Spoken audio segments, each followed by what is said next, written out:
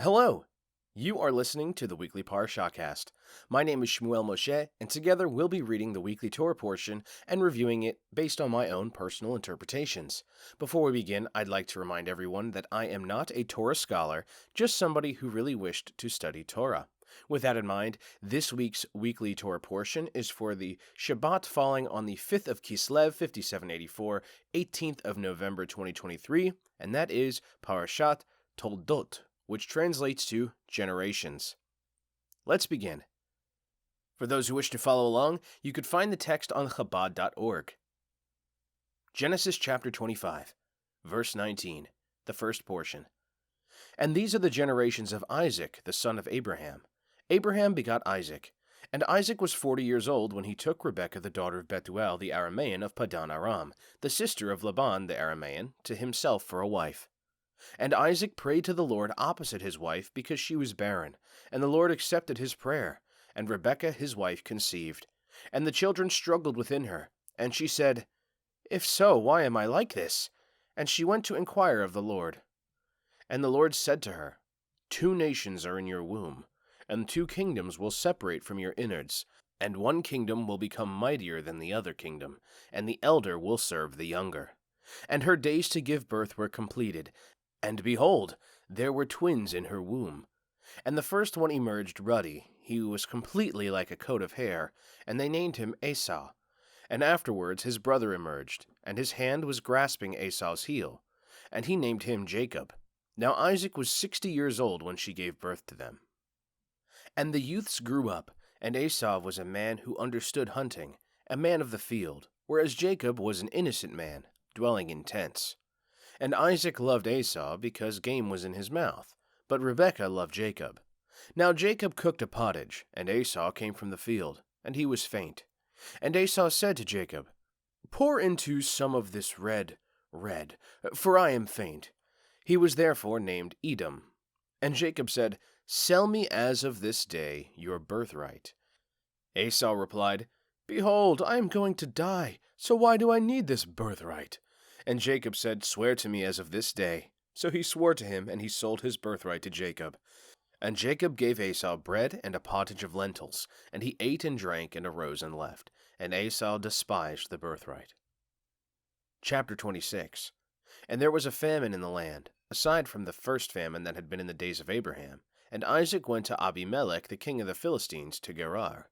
And the Lord appeared to him and said, Do not go down to Egypt. Dwell in the land that I will tell you. Sojourn in this land, and I will be with you, and I will bless you, for to you and to your seed I will give all these lands, and I will establish the oath that I swore to Abraham your father. And I will multiply your seed like the stars of the heavens, and I will give your seed all these lands, and all the nations of the earth will bless themselves by your seed. Because Abraham hearkened to my voice, and kept my charge, my commandments, my statutes, and my instructions. Thus concludes the first portion of Parashat Toldot. So, quite a bit here for the very first. From the beginning, again, the title, the translation is Generations for Toldot, and so we are hearing the generations Abraham, Isaac, and then Esau and Jacob, or Esav and Jacob, depending on your pronunciation. So, there we have those generations. We also have something interesting here. We hear a little bit more about Rebekah, and interestingly, just like how Sarai was barren, Rebekah is also unable to conceive. However, it takes 20 years based on the description. He's 40 when they marry, then he's 60 when the children are born. So it's really interesting to me that this was almost like a test, if I think about it. Abraham and Sarah were unable to have children, but for 20 years, they were unable to. His children, right, were unable to have their own kids, Isaac and Rebekah. And so instead of doing what Abraham was told to do by Sarah, no, we just kept on trying. And, of course, he prayed to the Lord. And behold, we've noted that Isaac was blessed. He received the blessing from Abraham, and so now we see it is indeed a generational blessing. Despite her being barren, she gives not 1, but 2 children. But it's a difficult pregnancy. And why is it so difficult? Well, it turns out she's got 2 nations in her womb, and 2 kingdoms will be born from it. So each of them, they're already fighting. They're not even born yet, and these 2 kingdoms are already squabbling. And they're going to spread out from each other. They're not going to stand together. And the older will serve the younger. So with that in mind, a note about the firstborn, Esav, it says ruddy, completely like a coat of hair. So his hair is very relevant. This comes up again later on in the story. But it's very significant that he is a hairy person. And Jacob, on the other hand, we can assume is not nearly as hairy. So also noting is that he's grasping Esav's heel, right? So it's almost like they were fighting over birth, or still fighting to the moment of whatever. The fact that he's hanging on, he's trying to get out too. So it's really significant that baby number 1 comes out, but baby number 2 is hanging on to baby number 1, trying to also either continue his toil and tussle in the womb, or just trying to make sure that he gets born. So that's just an interesting persistence of their infant struggle. They're also just drastically different as people. Jacob is not a very outdoorsy kind of guy. He stays home. He's homely, right? So he does more of like what his mother would be doing, cooking, stuff around the house. Whereas his brother is out in the field, hunting, a man's man. And it even notes that Isaac actually prefers that man. He prefers his son because he's hunting good game, and he's able to eat well because his son is out there hunting. And the mother prefers Jacob. That's her preferred child, so we see this difference in the parents, and this will come up. Now, first, the birthright. So this is the inheritance, the standard inheritance that you'd get. And basically, Esav comes in from the field. He was faint. So he's really in dire straits, describing him like this. He's really not doing so hot. But maybe it's a little dramatic, because after he eats the meal, he gets up and he's fine. But he says, I need this food. And Jacob, being an opportunist as he is, tells him, sell me your birthright. I'll give you some food. And Esau has this very common, well, I'm going to die anyway. What do I need that for? My life is more important than something I won't even be alive to have. So he sells it to him for basically a single meal. Bread and a pottage of lentils. Ate, drank, and left. And it says Esau despised the birthright. So it's interesting to try to understand what it means, and Esau despised the birthright. Maybe it was just because of the way he dismissed it so easily that he did not hold it with such reverence. Maybe it's something that he did not want to have to inherit the responsibility of it. Whatever the case may be, unfortunately, I don't know the exact Hebrew word for despise that's used here in this translation. And maybe in a future installment, I'll be able to break that down a little bit more accurately. Because it says, Vayelach, vayibez, eso et havechoreh. Or havechorah. So maybe those words there translated more accurately into English, the word despised might be he dismissed or was not. I don't know the exact meaning here. This is one of those challenges of trying to study something in not the native language. So here's hoping I improve on that. But anyway, with that in mind, that kind of concludes the first chapter of their lives. Now we go into chapter 26, or rather, no, let's touch on one more thing. But the fact is, his brother shows up and says, "Oh, I'm weak. Give me some food." Right away, he's like, "I'll give you food. Give me your birthright." So it shows that despite everything, to this day, the guy is still constantly scheming. How can I be the one to inherit? How can I be the one to inherit? I should have been born first. I want what he has, and so. Whatever the case is, I mean, that's really the deal. But he ends up getting it for a pretty good deal. All it cost him was a bowl of food. So now we move into chapter 26 of Genesis. Famine in the land. Aside from the first famine that had been in the days of Abraham. So we're talking about Isaac's life now. And this is kind of all there is to Isaac's life. We don't hear a whole lot about it elsewise. We get the binding of Isaac. And then we also get this story that we're going to continue in this and the second portion. But This is telling us about the days of Isaac's life. So he's told to sojourn in the land that he was given, right? The land that's promised to Abraham. God tells him outright and says, I will be with you, I will bless you, sojourn in this land, because this land is the land that will be given to him and his descendants. And he basically reaffirms the same promises that were made to Abraham. I also do appreciate, it says, and the Lord appeared to him. So I'm curious about how exactly the Lord appeared to him. It doesn't specify how, but in some way, the Lord did manifest before Isaac, whether it was spiritually, physically, metaphysically, the Lord appeared to him. So, this is in Gerar, and also in the land of Abimelech, the king of the Philistines. So, keep that in mind. This will come up. So he basically affirms, he being the Lord, affirms that everything will be as promised because Abraham was so devout and kept everything. Here's a reminder, Isaac. It's all going to work out. Everything I promised, we're still sticking with that plan. And also you could consider this to be an affirmation that yes, the blessing was inherited by Isaac and not by his brothers. Not by Ishmael. Isaac is the one who received the direct blessing, and here's, as an adult, aside from helping him with the childbirth situation, here's an affirmation of his birthright and the promised land. Now we can go ahead and move on to the second portion. Oh, but also telling him, don't go to Egypt, stay here. Second portion, Genesis chapter 26. And Isaac dwelt in Gerar, and the men of the place asked about his wife, and he said, she is my sister, because he was afraid to say, my wife, lest the men of the place kill me because of Rebekah, for she is of comely appearance. And it came to pass, when he had been there for many days, that Abimelech the king of the Philistines looked out of the window, and he saw, and behold, Isaac was jesting with Rebekah his wife. So Abimelech called Isaac, and he said, behold, she is your wife, so how could you have said she is my sister? And Isaac said to him, because I said, lest I die because of her. And Abimelech said, what have you done to us? The most prominent of the people might easily have lain with your wife, and you would have brought guilt upon us.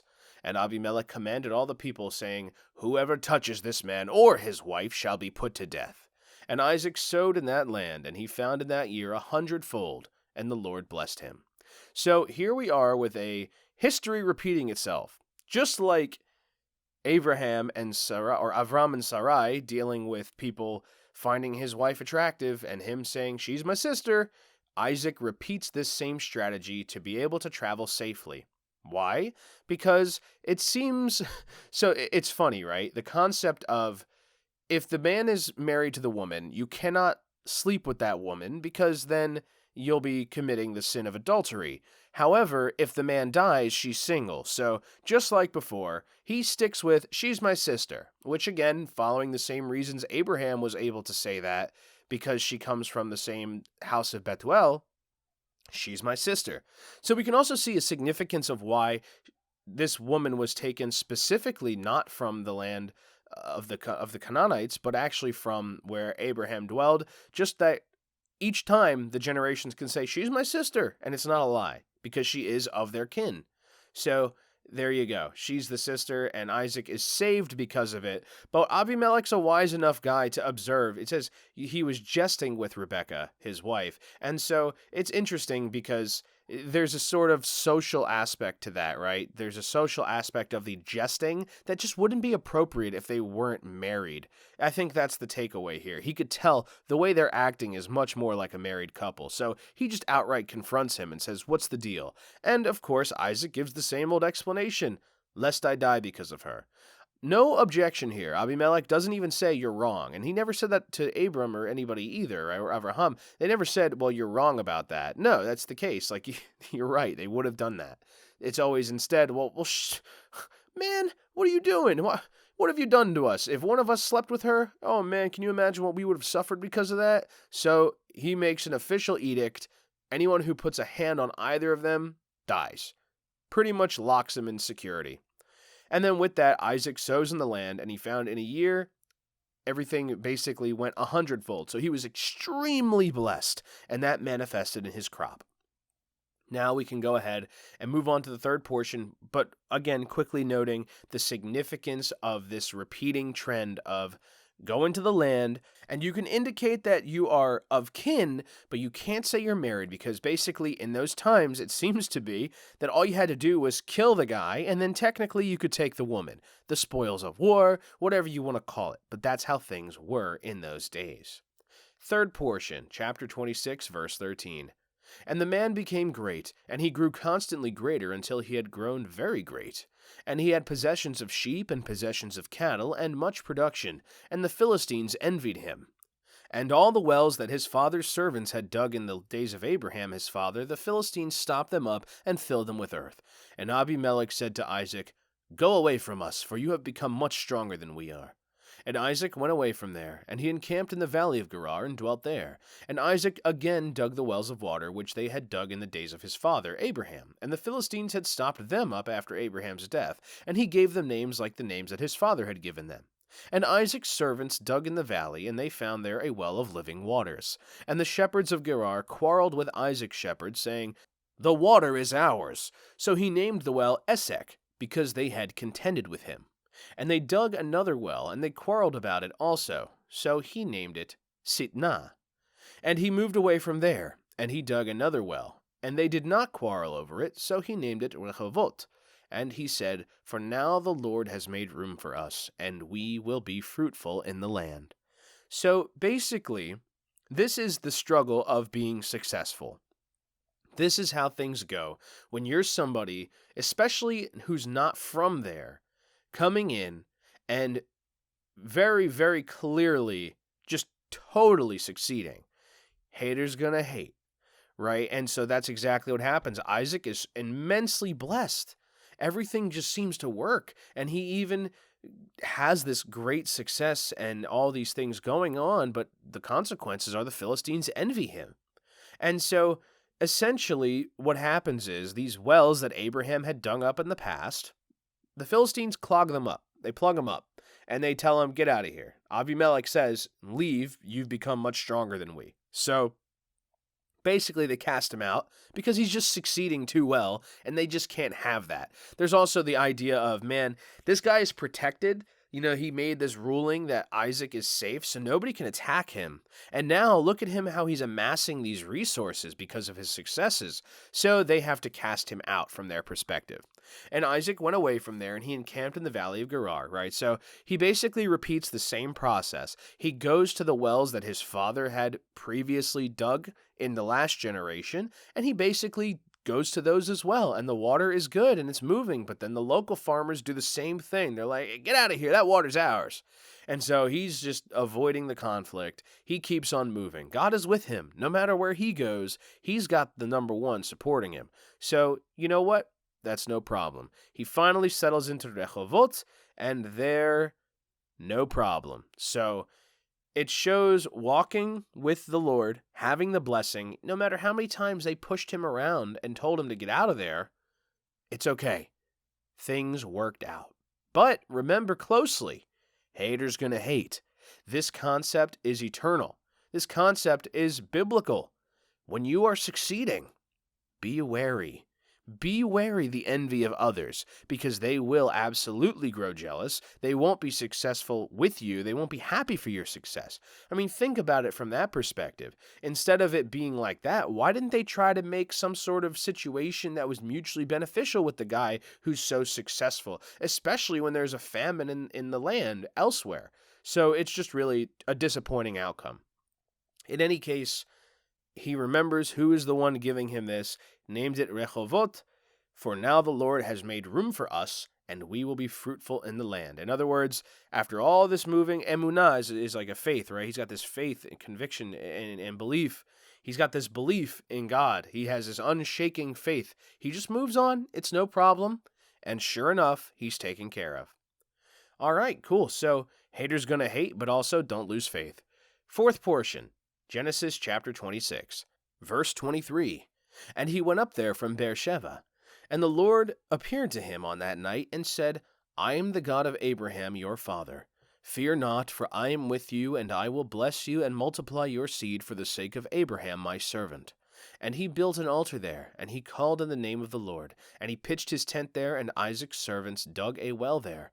And Abimelech went to him from Gerar, and a group of his companions, and Pichol, his general.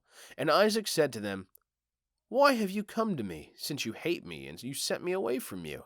And they said, We have seen that the Lord was with you. So we said, Let there now be an oath between us, between ourselves and you, and let us form a covenant with you. If you do not harm us, as we have not touched you, and as we have done with you only good, and we sent you away in peace, so do you now, blessed of the Lord. That's the end of the fourth portion. So this is a very, very short one, but first up, here he is in Beersheba. So he once again gets the affirmation. The Lord appears to him on that night, so it's likely in a dream. That's a way to perceive it. If it's appearing to him on that night, right, versus appearing to him, however, the Lord appeared to him on that night, so it's very likely a dream. So, I am the God of Abraham, your father. Fear not, for I am with you, and I will bless you and multiply your seed for the sake of Abraham, my servant. Once again, affirming the covenant. And so Isaac does not hesitate. He immediately builds an altar there, called on the name of the Lord, pitched his tent there, and Isaac's servants dug a well there. So this location, in other words, Beersheba, there's clearly some significance.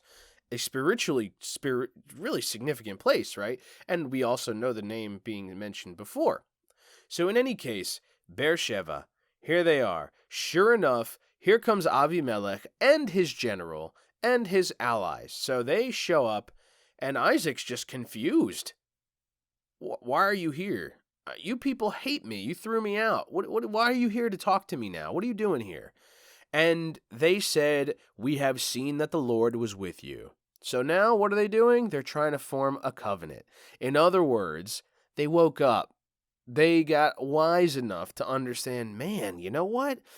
Maybe we shouldn't have thrown that guy out. Or why don't we let's make a deal with him. Let's make an oath so that he won't hurt us. Because, I mean, we didn't hurt you. You know, we were good to you. We didn't do anything. We didn't put our hands on you, and we've done with you only good, and we sent you away in peace. So in other words, they didn't run him out of town with a pitchfork. They just told him, get out of here. But ultimately, they are correct. They didn't lay a hand on him or his wife.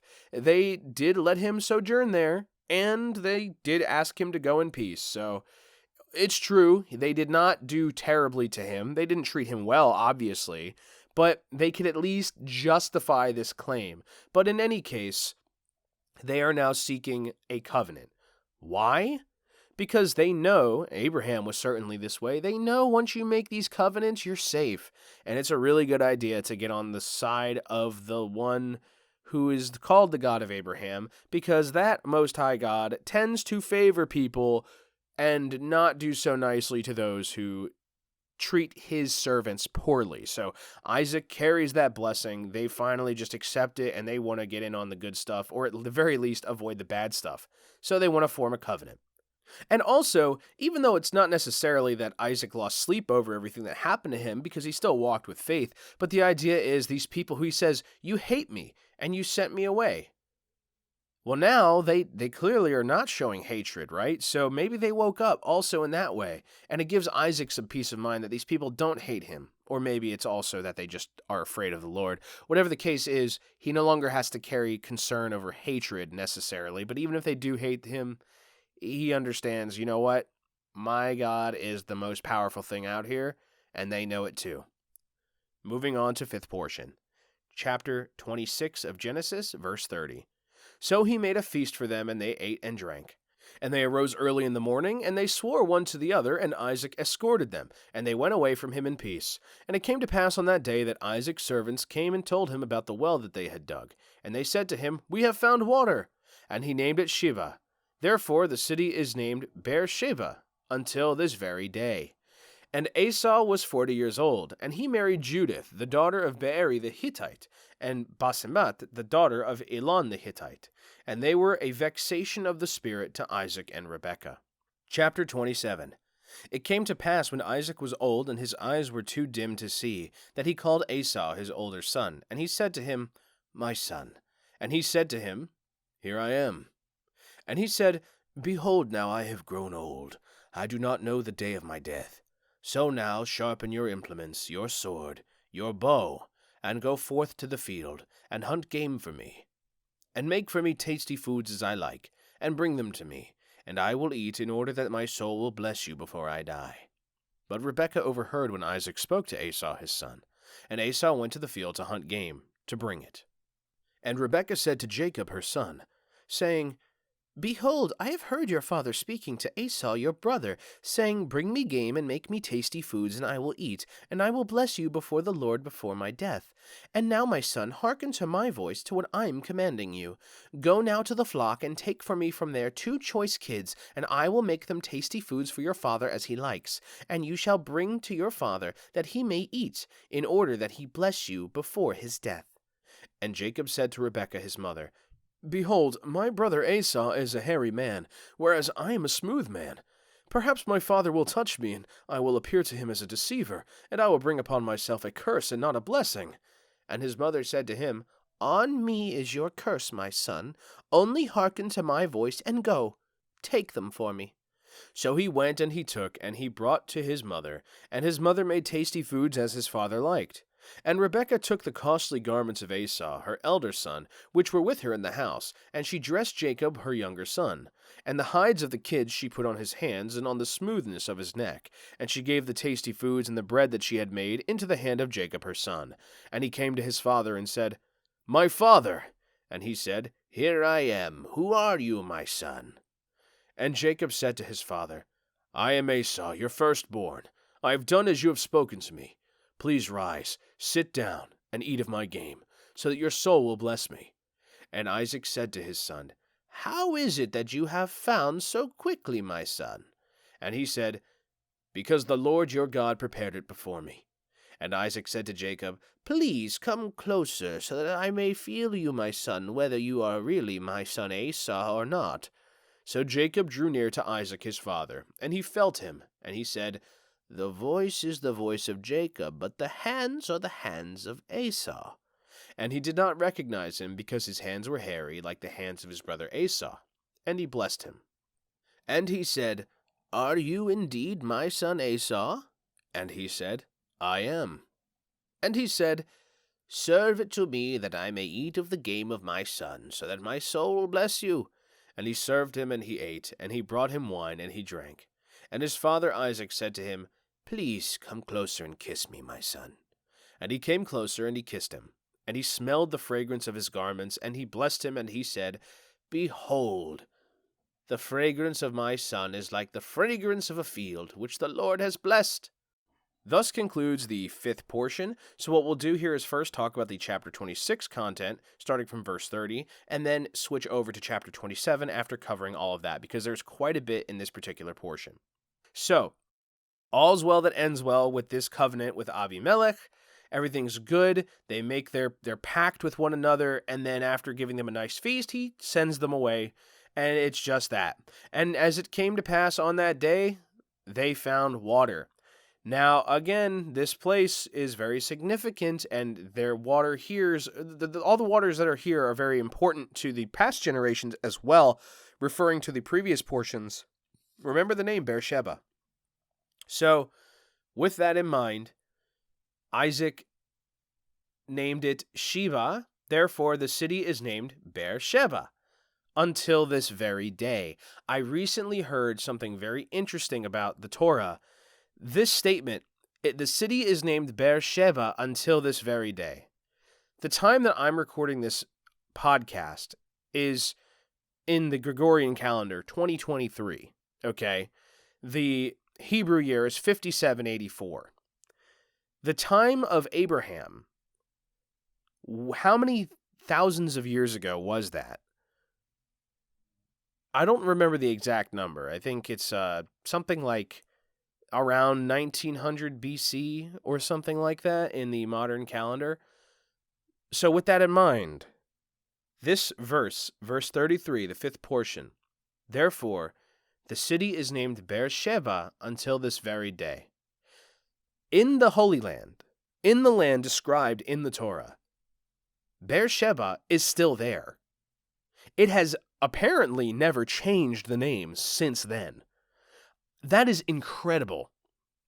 How many places in the ancient world existed and have changed their name?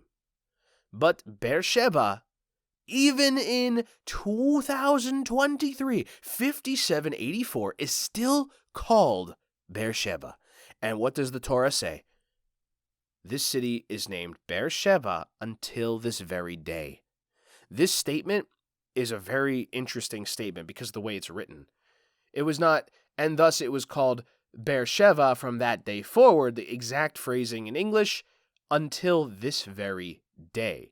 Now, one might infer that that sentence means at the time of writing, right? At the time of the Torah being penned to paper, but we can also look at it from that other perspective, until this very day, as in the day that you are listening to this podcast, the day that I'm recording this podcast, etc. Today, it's still called Beersheba, and it has been for thousands of years. That's really incredible, but that's the whole point, isn't it?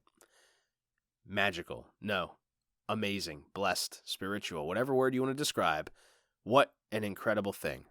But that's the nature of the divine, isn't it? Okay, so on to the subject of 34 and 35. Esau ends up getting married to two women. They are Hittites. They come from the Hittite people. And they were a vexation of the spirit to Isaac and to Rebekah. So, in short, his parents both, even though Isaac really likes his hunter son the most, they both are like, what is going on with why did he marry these women? They're not appropriate. They're a vexation to the spirit. So to be vexed in such a way, to be perturbed, to be bothered, a vexation of the spirit. This, on a spiritual level, these women were just not right. And even Isaac, who prefers that son, is afflicted with this vexation. So neither parent approved of who their eldest son married. So now we get here to the chapter 27 material. Isaac is old, and he's become blind. His eyes are dim, right? So he can no longer see. And he's decided that he should bless his son and pass on the blessing of God. Just as Abraham's was passed on to Isaac, it's now time to pass this blessing on to his son Esau. And so he sends his son out to go hunt and do all these things, he says, and when you get back, I'll give you the blessing. And so Rebekah overhears this and conspires immediately. She tells Jacob what's going on, and she tells him outright, you're going to take that blessing. You're going to take the food. You're going to go get the food from the flock, and I'm going to make it all prepared. We're going to dress you up, make you seem just like your brother, and you're going to receive the blessing. So that's her game plan. And outright, the most important thing here, right, because everything is all set. Isaac has told Esau exactly what to do, and he's following what his father told him to do. He's not necessarily a bad son. I mean, the marriage thing is certainly concerning to his parents, but he's still chosen his eldest to be the one to receive the blessing. So, as Isaac sends out Esau, Rebekah is scheming with Jacob and telling him all the ways they're going to pull the wool over Isaac's eyes, which is frankly very not okay. I mean, we could start out right with that, because this deception is wrong, okay? And we know it's wrong, not just because of our own ethical. Doesn't this seem unethical?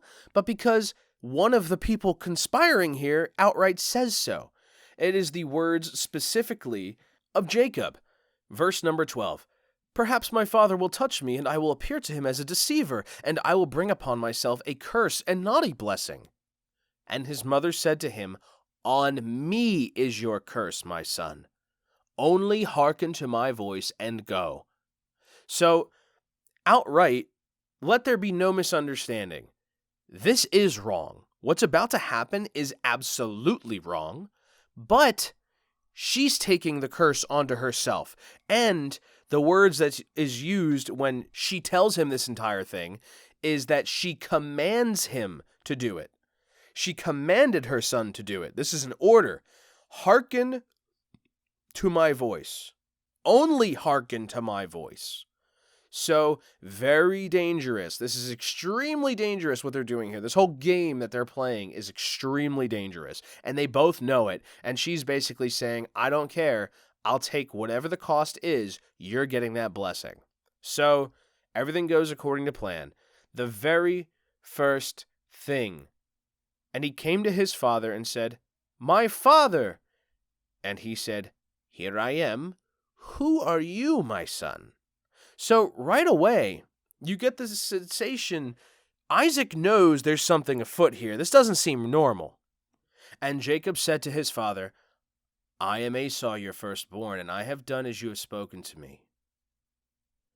Please rise, sit down, and eat of my game so that your soul will bless me." So he's committed to the Khan, and Isaac is questioning him. "How is it that you found it so fast?" That's the first question. "And come closer so that I may feel you." And then, of course, he even straight up says, "The voice is the voice of Jacob, but the hands are the hands of Esau." So he knows this is really strange. Even though he is blind, he's not blind to what's going on here, not entirely. And he did not recognize him because his hands were hairy, like the hands of his brother Esau, and he blessed him. So even at the very end of this, after he gives him the blessing, "Are you my son Esau? Are you indeed my son Esau?" And so he gives him the blessing, but then he gives him also the full-on blessing. And he came closer, and he kissed him, and he smelled the fragrance of his garments, and he blessed him, and he said, "Behold, the fragrance of my son is like the fragrance of a field which the Lord has blessed." So basically, this is a confirmation that it worked.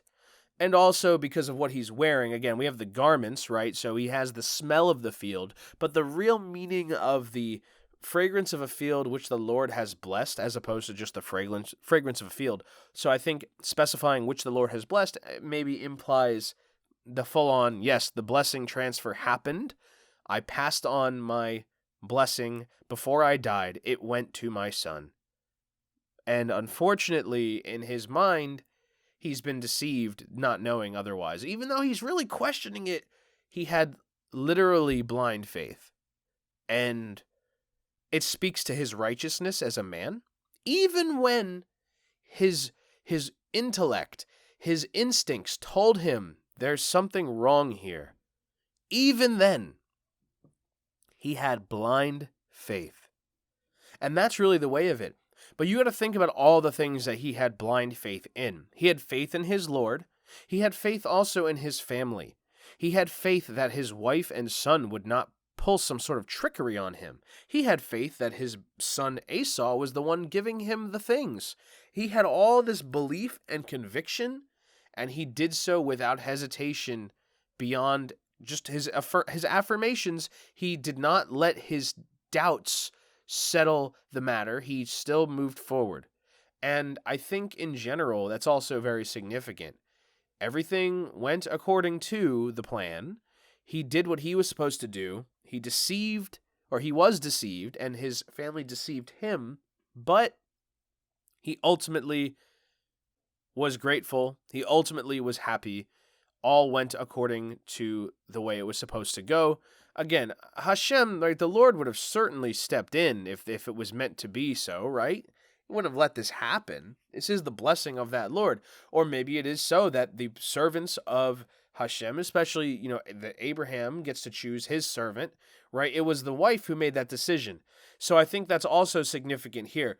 When it comes to Abraham, Abraham's firstborn was Ishmael, but Sarah had the right to tell him, "No, Isaac will be the one to receive everything, not Ishmael. Also, I don't want that kid around here anymore." So the wife had that kind of authority. Here we have the same thing going on. But instead of doing it the way that Sarah did it, which was direct, Rebecca is being duplicitous. She is intentionally scheming and going around his back and taking advantage of the fact that he's blind. So we could consider the possibility of this is and again, she also knowingly accepts the curse onto herself. So in other words, she was so desperate to make it this way, she was willing to take any consequences. Why didn't she just think about talking to Isaac about it instead? That could have maybe worked. It worked with Abraham that he was able to declare, or Sarah was able to know which would be the inheritor, right? That's the one that's going to inherit everything. So maybe that could have been done a different way. But again, there's knowing acknowledgement that what they're doing is not right and that there's going to be, the curses. She says, nope, the curses are mine. You just do what I tell you. I'll take the curses. I'll take the punishment. That's on me, not on you. You do what I say. I'm your mother. I'm commanding you to go deceive your father, and the blame is on me. So ultimately, we'll find that it is not so, that there are indeed consequences for these actions, but we'll have to hear about that in the next portion. Sixth portion, Genesis chapter 27, verse 28. And may the Lord give you the dew of the heavens, and the fatness of the earth, and an abundance of grain and wine. Nations shall serve you, and kingdoms shall bow down to you. You shall be a master over your brothers, and your mother's sons shall bow down to you. Those who curse you shall be cursed, and those who bless you shall be blessed. And it came to pass, when Isaac had finished blessing Jacob, and it came to pass Jacob had just left his father Isaac's presence, that his brother Esau came from his hunt.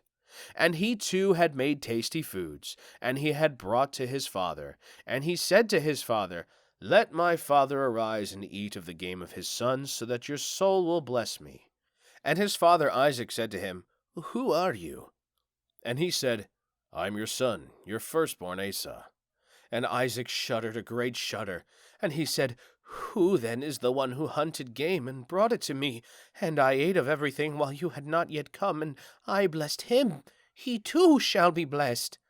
When Esau heard his father's words, he cried out a great and bitter cry. And he said to his father, Bless me too, O my father. And he said, Your brother came with cunning and took your blessing. And he said, Is it for this reason that he was named Jacob? For he has deceived me twice. He took my birthright, and behold, now he has taken my blessing. And he said, Have you not reserved a blessing for me? And Isaac answered and said to Esau, Behold, I made him a master over you, and I gave him all his brothers as servants, and I have sustained him with corn and wine. So for you then, what shall I do, my son? And Esau said to his father, Have you but one blessing, my father? Bless me too, my father. And Esau raised his voice and wept. And his father Isaac answered and said to him, Behold, your dwelling place shall be the fat places of the earth, and of the dew of the heaven from above. And you shall live by your sword, and you shall serve your brother, and it will be when you grieve that you will break his yoke off your neck. And Esau hated Jacob because of the blessing that his father had blessed him. And Esau said to himself, Let the days of mourning for my father draw near. I will then kill my brother Jacob. And Rebekah was told of the words of Esau, her elder son, and she sent and called Jacob, her younger son. And she said to him, Behold, your brother Esau regrets his relationship to you, and wishes to kill you. And now, my son, hearken to my words, and arise, flee to my brother Laban to Haran, and you shall dwell with him for a few days until your brother's wrath has subsided. Until your brother's rage subsides from you, and he forgets what you did to him, and I will send and bring you from there. Why should I be bereft of both of you on one day?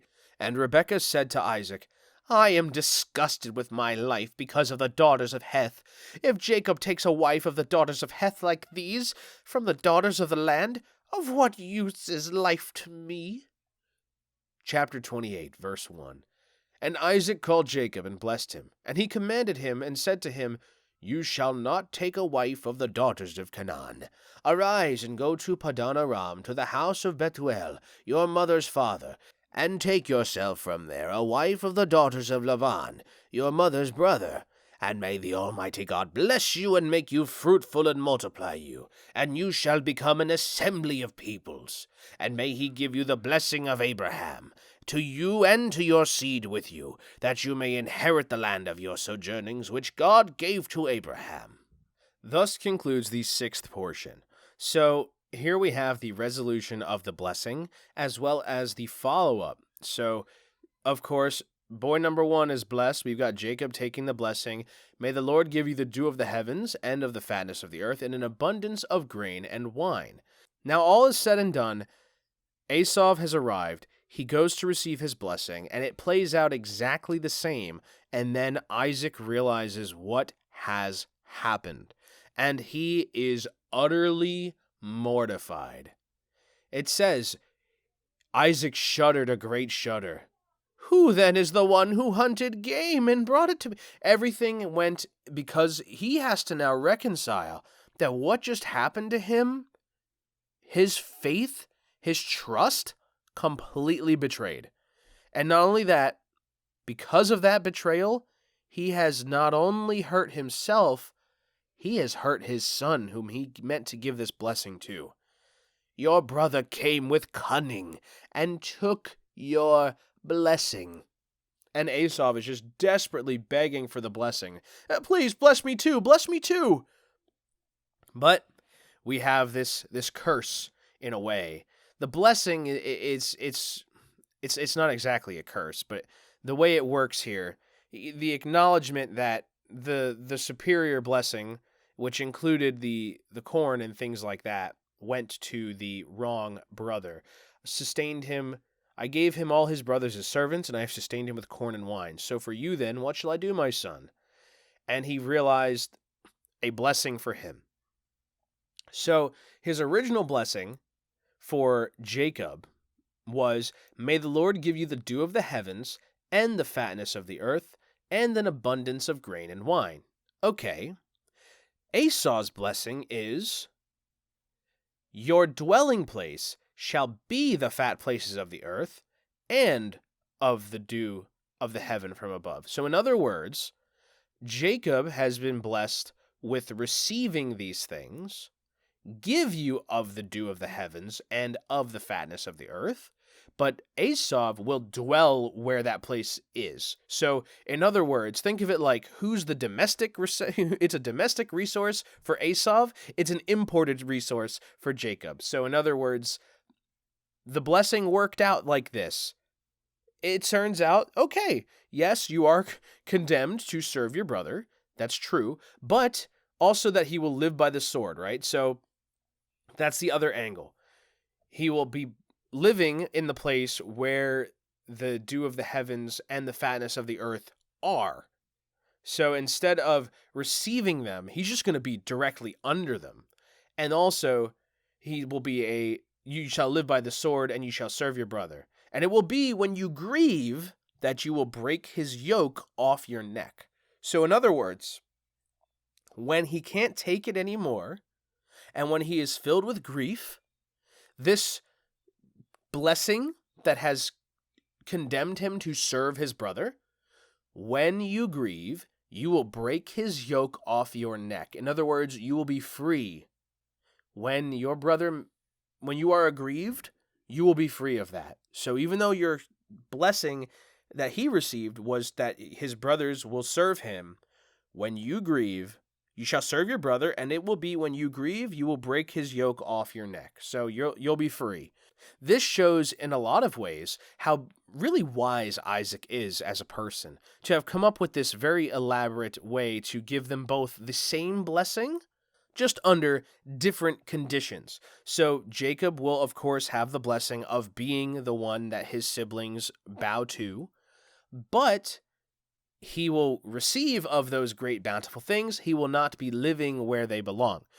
While Esau is not necessarily going to be the one that they bow to, he will serve his brother. He will live by the sword. In other words, he's going to be a conqueror. He's going to be a warrior. But when he's grieved, or when he has grief, that service, that the yoke of his brother will be removed from his neck. So in other words, I know I made this blessing that says you're going to serve your brother, but there's a point where that's wiped away, so you don't have to worry about that forever. In any case, that is the condition. So he's still received a pretty solid blessing. He gets to live in a place that will sustain him very well. And of course, he will live by the sword. So he acknowledges that he's going to be a great warrior. But ultimately, it doesn't change the fact that the just absolute hatred that he feels for his brother, which is, frankly, justified. I mean, he's weeping before his father. He did everything he was supposed to do as far as he could tell, and here he is getting completely swindled and duped. So Esau hated Jacob because of the blessing that his father had blessed him. In other words, the blessing he received, he doesn't like it.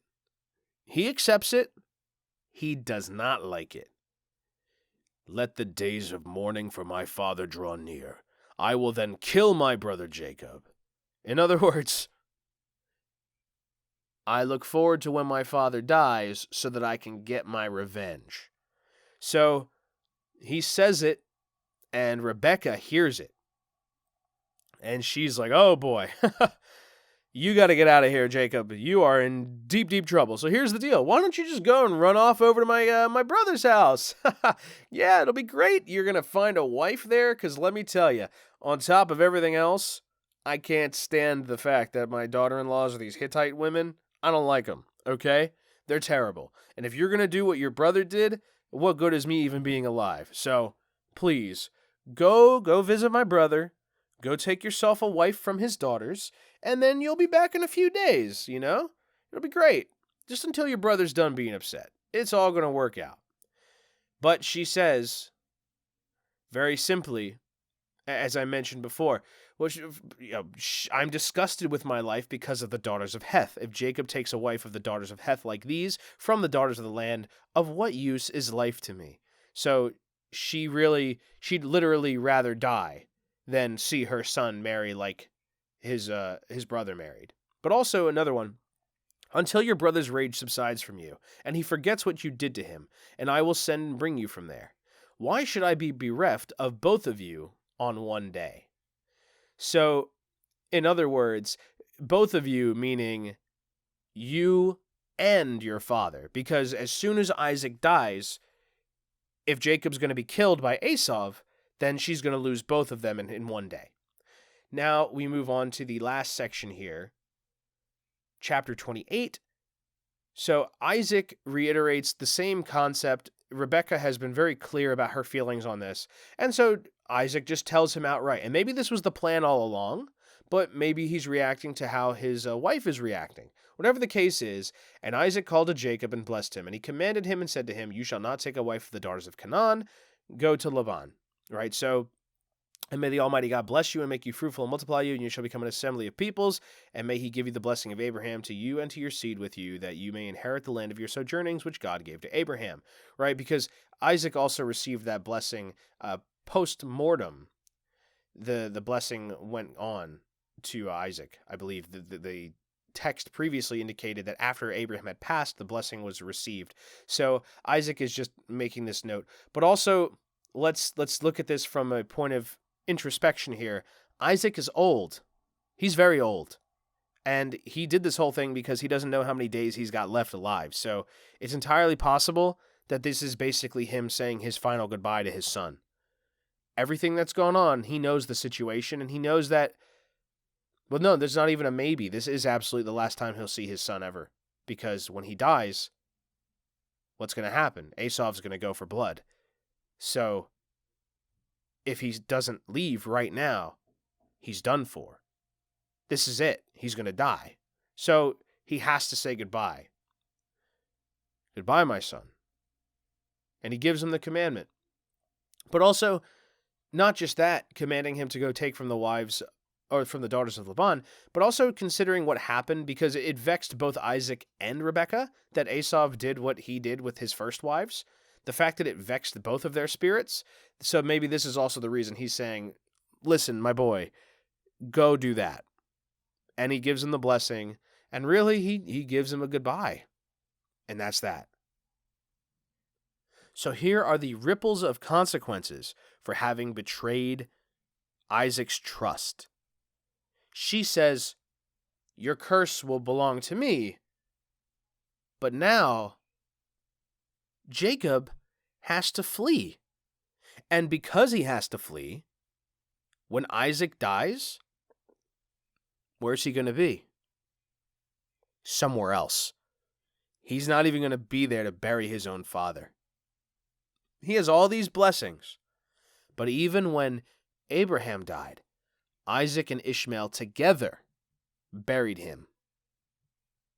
These are twin brothers, and Isaac will not be buried by both of his sons. only by Esau, because Jacob has to live on the run until the end of Isaac's life. This is, to me, a very significant punishment, especially if he loved his father. And it's definitely tragic to know that.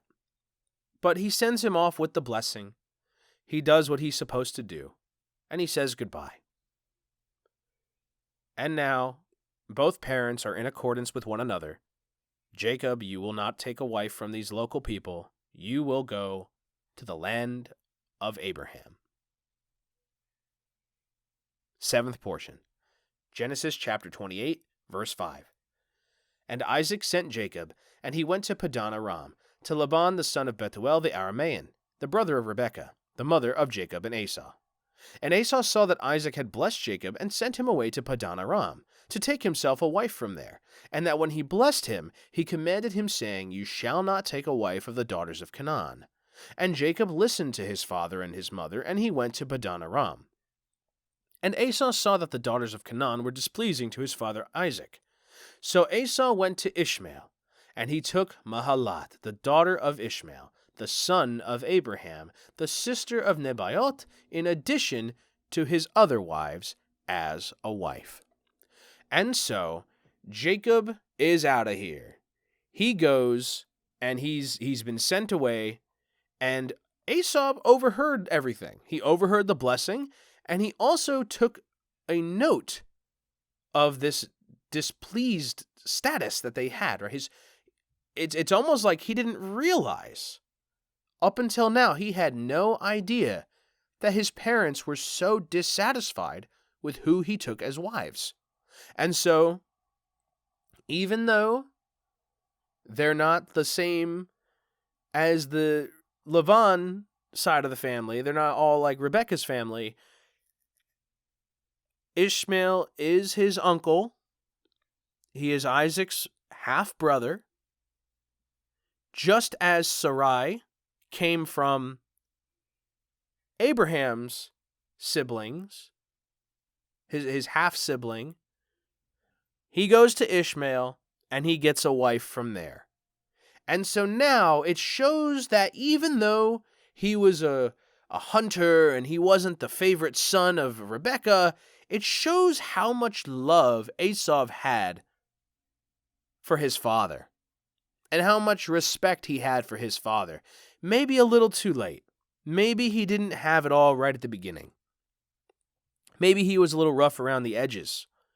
But all things considered, he's still the firstborn son. And he clearly cares what his father thinks. He made his mistakes. But he's going to take a proper wife from the house of Abraham, Ishmael's daughter. She becomes one of his wives. And thus, this also may end up giving Rebekah some changes of perspective because she's so miserable. Oh, these women of Heth, what good is my life? But now, he's got a wife that isn't of those people.